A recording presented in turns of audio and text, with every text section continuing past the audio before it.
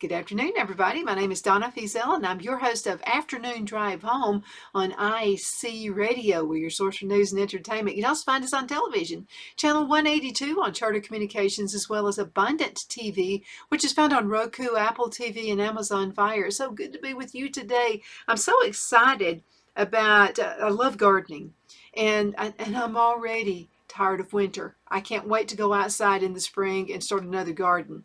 But I found this really neat website. You got to go look this one up. It's just chock full of great information.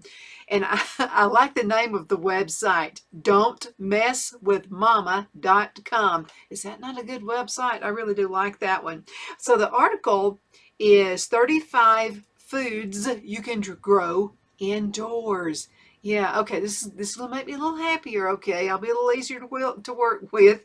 But here we go. I just wanted to show you a few things. First of all, on the windows, you got plenty of sunlight. You can go there, and you've got plenty of counter space. You can grow herbs anywhere. I mean, it doesn't really matter about that. There's another windowsill.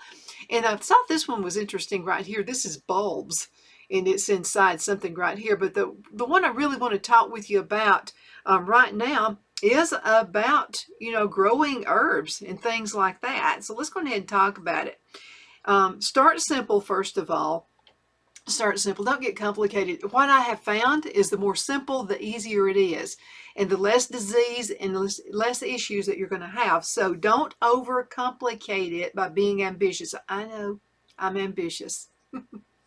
But really, you need to kind of keep it at a minimum, okay? Because the easier it is, the more simple it is, less ambitious it is, the easier it's going to be for you right here. Okay, so this is what the author says right here. Trying to keep up with 50 different plants is going to be a nightmare. Yes, it will be. And at the end, many of them will die. So instead, start out with just a few, like maybe 3 to 5 herbs. And you can also do an indoor garden starter, just easy vegetables that you can grow. Dedicate a small area of your kitchen for your garden. That's really good. I like to use my dining room because there's a big sliding glass door, and the south sunlight is just really, they'll grow like crazy. Dedicate a small area and limit the garden to that space until you have a handle on things. While some kitchen gardening vegetables work great in the beginning, you may need to kind of repot them a little bit later on. Sometimes they get a little bit too big for the britches. You got to repot them. I'll never forget, Brad and Larissa, my son and daughter-in-law, were over at the house one day and came in from North Carolina. I live around the Raleigh area. And it was so funny. I had plants all over the place in the dining room. It was before I got my greenhouse, before Phil bought that for me. And I think Phil just got tired of plants all over the place. And so Brad walks in and he goes, "What is this, a jungle?" I said, "That's okay. You'll like eating this stuff when it grows out in the yard." But this is just really good. Find a spot to garden. Now, this spot would be next to a window that gets a lot of sun all day long. Like I told you about my sliding glass window. They've got the table, and then there's the big sliding glass window, and that sun is bright and it's ambitious and it does an awesome job.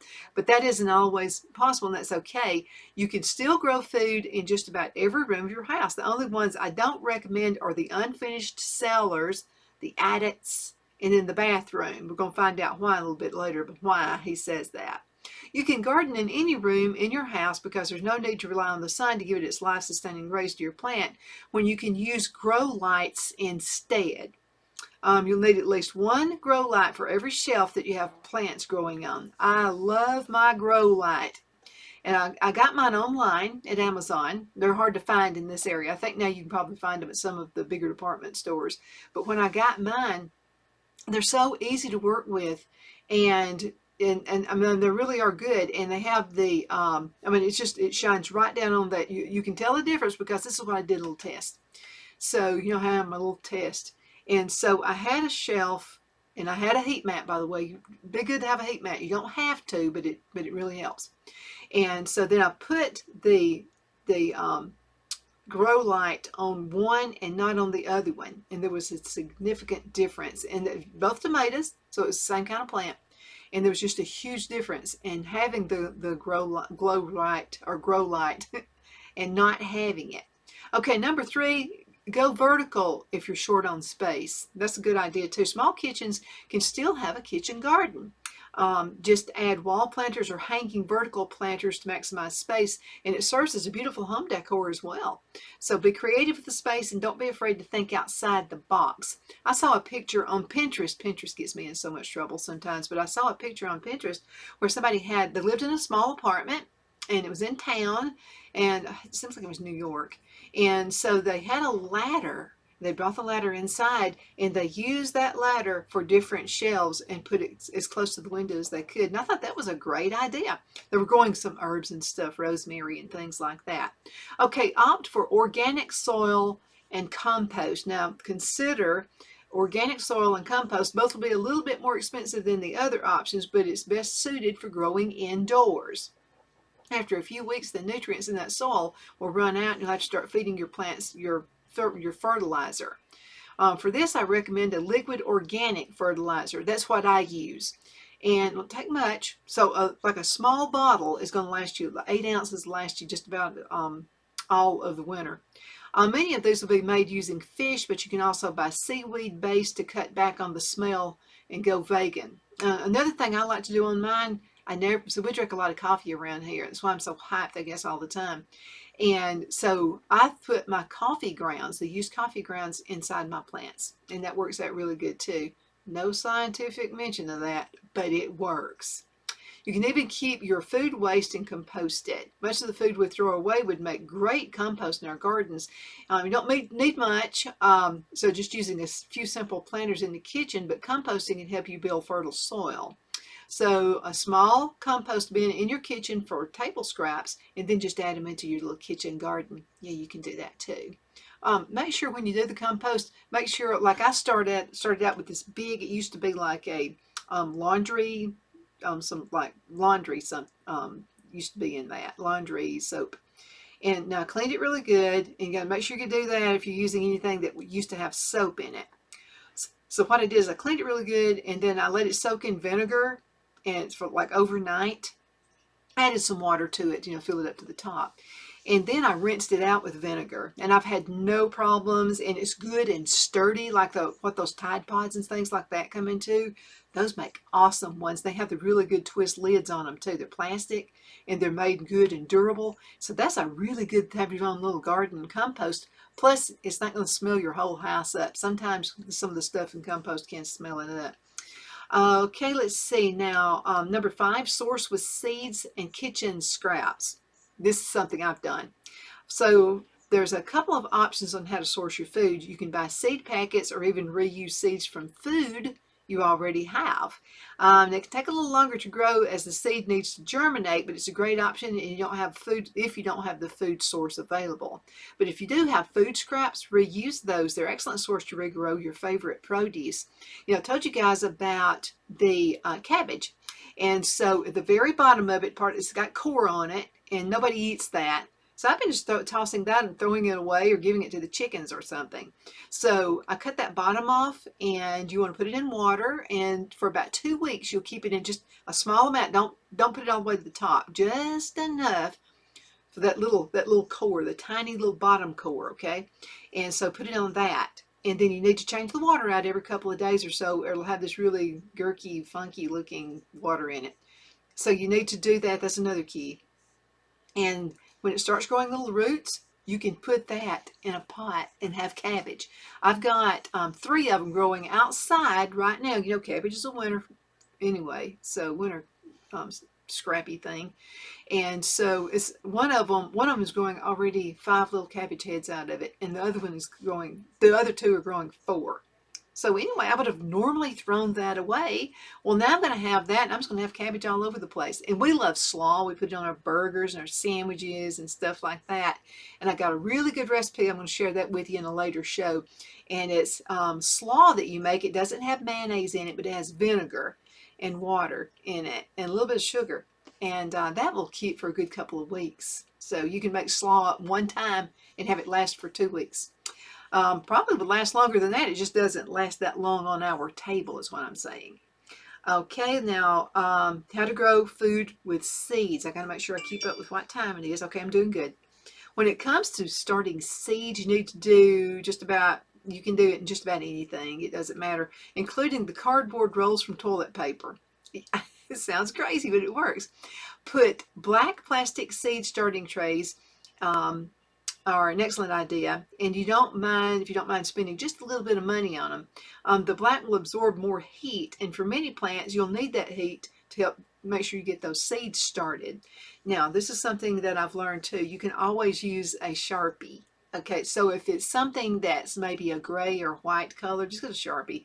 If it's dark, I don't know what the color does, but there's something about that color that helps the seeds start a lot sooner. But if you're going to start your seeds in a room that's always cold or on the cooler side, then you should consider getting the heating pads for your seeds. That's what I did. I'm cold-natured, Phil's hot-natured. And so we don't, I just bundle up. It's easier for me to bundle up. Plus, it saves on the electricity bill too. So some of the rooms are a little bit cooler, and that's where the sliding glass door is. We hardly ever eat in there, maybe breakfast or something. That's usually when company comes over, we all pile in there. But if you're going to start in a room that's always cold, you need to get a heating pad. They're about $10, $12. Like everything else, who knows, it may have doubled in price this year. But anyway, they're well worth getting, and they will last you for years. I have the first two that I've got, they still work. And I've had them probably about 6 years or so, maybe even longer than that. When the plants begin to grow, you want to transfer them into pots with holes in the bottom. If you don't have holes, you're risking root rot. And which is why a lot of your plants don't make it, and maybe they'll mold or start decaying. Now, how to grow food from kitchen scraps. Now, we talked about this just a minute ago, and I think I've probably got a picture right there. Okay, what you can do, and that's what I was telling you before about my cabbage. I don't throw it away at the bottom, you know, that little core part. So kitchen scraps can make a variety of fresh garden produce for you, like the leafy greens and root and bulb vegetables in particular, and they're easy to reuse. Just save the white root end and put in a glass of water to grow new sprouts. Then when they start growing new sprouts, what you can do is go ahead and put those into the potted container and get that done. But I mean, like cabbage nowadays is going to cost you, like per head is going to cost you about $3 or sometimes $4, you know, because of the supply and demand. This show is to help you and me grow food without spending an arm and a leg. I mean, everything. I doubt that Phil and I spend $100 a week on groceries because we grow a lot of stuff. And then, you know, I get my meat from our awesome sponsors, Lone Tree Ranch. And I'm gonna let me go ahead and just play that for you right now. This is Lone Tree Ranch, and well, let's go ahead and go into a commercial break. I'm sorry. Let's do that. Okay, we'll be right back. Here's Lone Tree Ranch. The only place I buy my beef is Lone Tree Ranch in Collinsville, Alabama. Their cattle is born and raised on their ranch, grass and grain fed, and you can feel confident when you serve your family and friends because their beef is all natural and no antibiotics or hormones are added. You can buy whole beef or perhaps go in with family or friends and buy half. Their customer service is #1 as they take care of the delivery to their local processor and can deliver to your home for a small added fee. They also offer herd replacement heifers. I always call Lone Tree Ranch in Collinsville, Alabama for my beef specialty recipes and cookouts, and you can too. Food shortages are increasing, so buy local by calling 256-523-6462. That's 256-523-6462.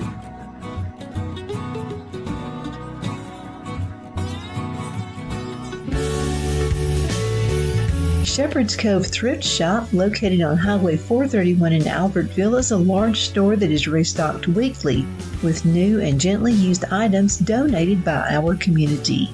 When you shop at the Hospice of Marshall County Thrift Shop, you not only get great deals, but you also help neighbors and friends receive the end-of-life services they desperately need.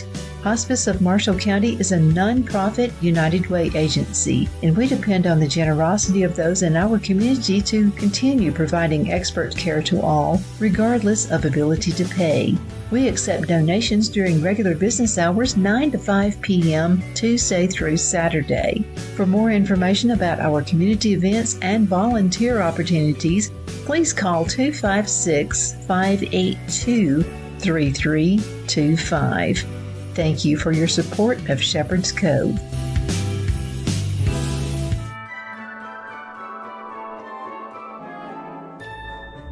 The Hatter Cafe and Country Inn is nestled in the northeast corner of Alabama the Beautiful in the delightful town of Mentone. We're located on top of scenic Lookout Mountain near Little River and DeSoto State Park and located only 5 minutes from shopping and restaurants. There is also a nearby community walking path and golf course. We welcome everyone through the doors and we are committed to outstanding service for all guests. At the Hatter Cafe and Country Inn, we invite people from all walks of life to come and get away from it all, enjoy the open spaces, treetop views, fresh, clean air, and experience Southern hospitality at its finest.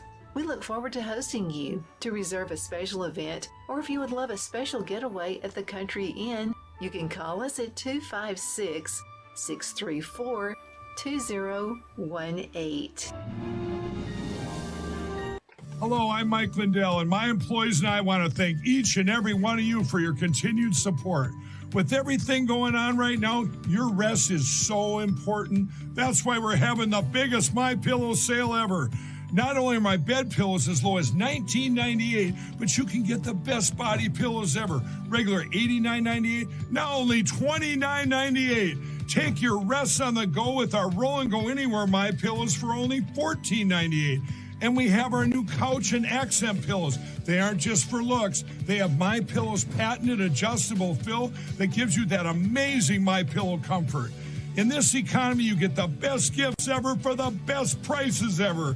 So go to MyPillow.com or call the number on your screen. Use your promo code and you get deep discounts on body, couch, bolster pillows, and so much more, including my original bed pillows for as low as $19.98. Please order now while quantity... Okay, we're back. My name is Donna Thiesel, and I'm your host of Afternoon Drive Home on IC Radio. We are your source for news and entertainment. You can also find us on television, channel 182 on Charter Communications, as well as Abundant TV, which is found on Roku, Apple TV, and Amazon Fire. We're talking about how you can have a garden indoors, and this is just such a cool website. I love this one. It's don'tmesswithmama.com. Don'tmesswithmama.com. So we've talked about how to get started, go simple, and that kind of thing. Save those scraps and how to grow from scraps. Okay, now let's talk about getting the right containers. And once you start seeding, make sure you go to a container. Be sure that the container has holes in it for good drainage. Otherwise, you could get root rot. We talked about that just a few minutes ago, but you can recycle a bucket, yogurt tubs, plastic containers, buckets, just about anything that you can drill a hole into is going to absolutely work. Now, let's finish it off. We've got a few more minutes left, but let's talk about the 35 foods that you can grow indoors. Yeah, real simple. So let's talk about that. You can get seed packets for each individual plant or even a seed packet of mixed greens. You can go that way. On average, it can take 30 to 60 days to mature to the point where they can be cut off. You can cut off the leaves so that you can eat them. A faster way to grow leafy greens is to regrow them from kitchen scraps. We talked about that, saving the root and placing it in a small bowl of little water.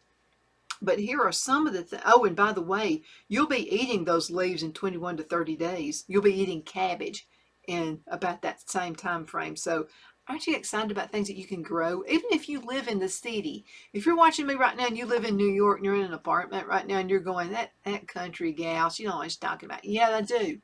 Do you know that there are people in New York who actually have gardens up on the roof, up on the skyscraper roofs? So yeah, a lot of restaurants are doing that up there. A faster way to grow them is to grow from kitchen scraps, but let me tell you some of the things. Anything like rainbow chard is really good. Kale, lettuce, anything green, your mustard greens, bok choy, Spinach you can do. And as far as herbs, let's talk about herbs for a minute. I've been growing herbs forever inside. Generally, herbs from seeds take about 60 to 90 days to grow to full maturity. So go ahead and get started now. You can regrow them from kitchen scraps as well. So if you have any roots like rosemary, can be regrown from clippings. And I'll tell you what, rosemary is a very fragrant herb. And rosemary is really good for your memory. It most certainly is. So I like to keep rosemary in my house. I keep rosemary essential oil in my house as well.